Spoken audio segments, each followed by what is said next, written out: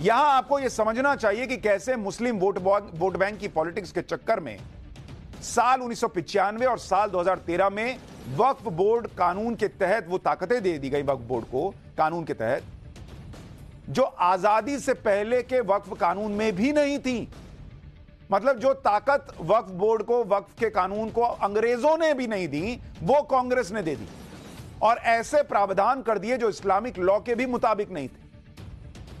जैसे मैं आपको उदाहरण देता हूं, आप सुनेंगे तो शॉक्ड रह जाएंगे कि मुस्लिम वोट बैंक के चक्कर में कांग्रेस ने क्या कर दिया। जो वक्फ प्रॉपर्टी होती है वो दरअसल दो तरह की होती है। वक्फ प्रॉपर्टी, इसके दो प्रकार हैं। पहला, उसको कहते हैं वक्फ अल औलाद। यह पहला तरीका होता है। इसका मतलब क्या है वक्फ अल औलाद का? इसका मतलब जो संपत्ति आपने अर्जित की है, जिसके आपके पास कागजात है, वो आपने धर्म के नाम पर, अल्लाह के नाम पर कर दी, तो उसको वक्फ अल औलाद कहते हैं।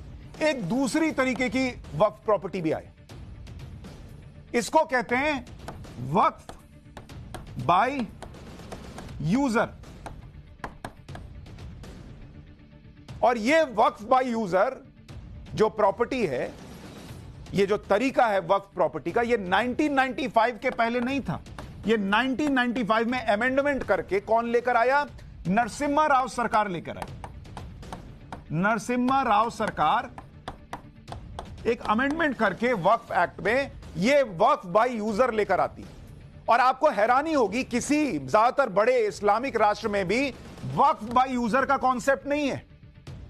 वक्फ बाय यूजर क्या है बॉस? वक्फ बाय यूजर का मतलब है कि जिस संपत्ति के वक्फ होने के आपके पास कागजात भी ना हो और आप उसे कहें कि मैं धार्मिक काम के लिए इस्तेमाल करता रहा हूं, तो आप उसे वक्फ कर सकते हैं। मतलब आप उसे अल्लाह के नाम पे कर सकते हैं। आपकी प्रॉपर्टी है भी नहीं, आपके पास कागज है भी नहीं। वक्फ बाय यूजर मतलब जो इस्तेमाल कर रहा है उसने वक्फ कर दिया।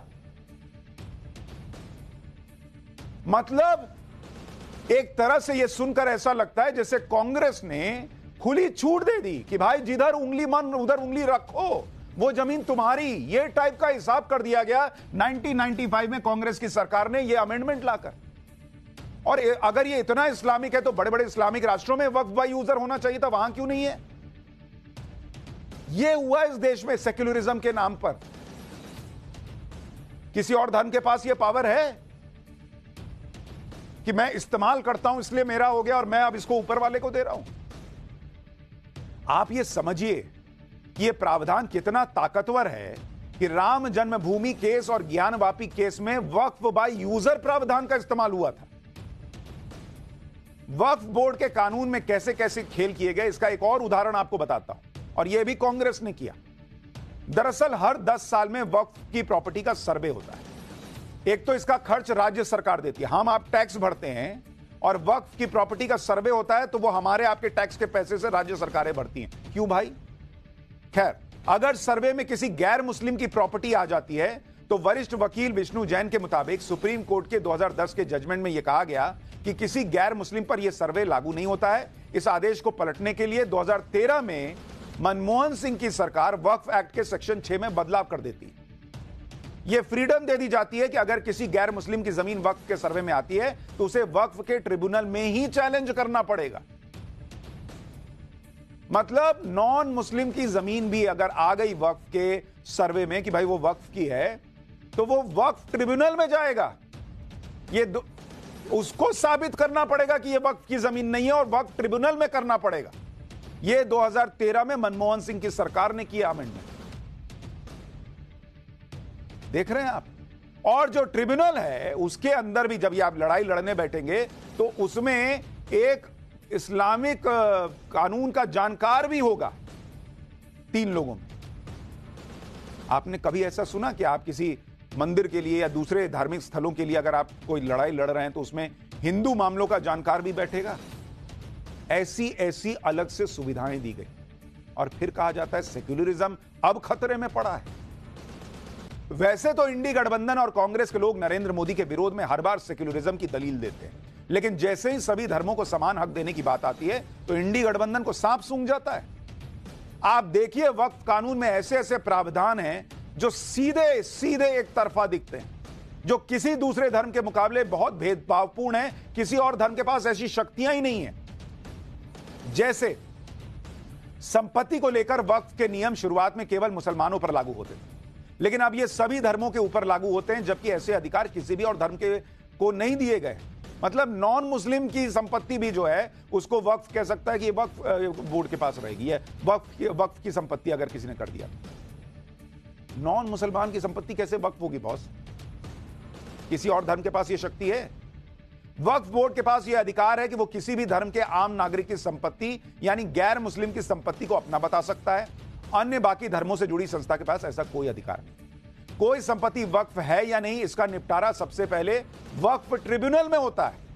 वक्फ का अपना पर्सनल ट्रिब्यूनल है, मतलब एक सेक्युलर देश में एक धर्म विशेष का अपना पर्सनल कोर्ट है जहां वक्फ से जुड़े मामलों का निपटारा होता है।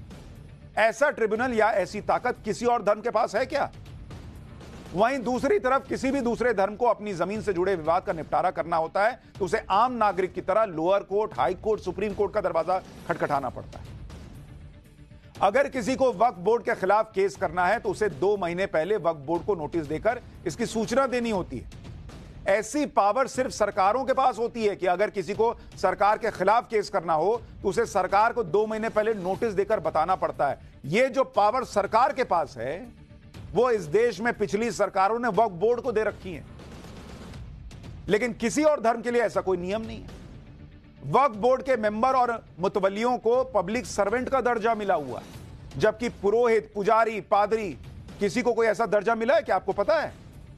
अगर भगवान की संपत्ति के कब्जे का कोई केस है तो पुजारी या उसके स्टेक होल्डर को तय समय सीमा में कोर्ट में आना पड़ता है कि इतने दिन में आपने इस पे केस किया तो ठीक है, नहीं तो फिर मामला गया। लेकिन वक्फ के साथ ऐसी कोई बाध्यता नहीं है।